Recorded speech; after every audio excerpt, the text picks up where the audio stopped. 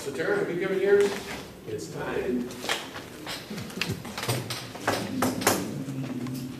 How about some encouragement for Shara?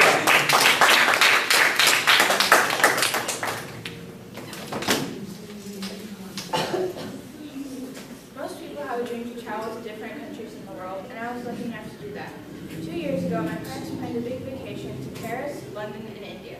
I was really excited for this trip because we don't travel very often.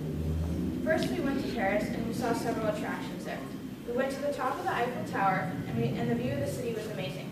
We also went to the Louvre Museum, which was the biggest I've ever seen, because when you start walking, it seems like there's no ending.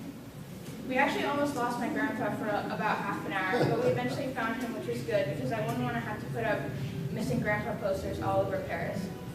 We saw the Mona Lisa, and it was really interesting to see a world-famous painting in person rather than a picture on the internet.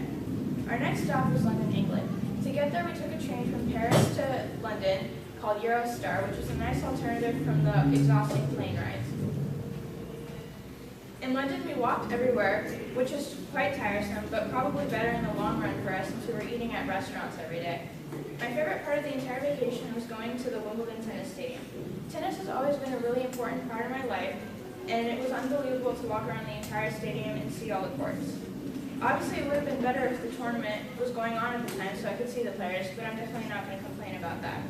We took a mini boat tour, and it dropped us off at the Big Ben, and we also saw the Buckingham Palace. The last place we flew to was India.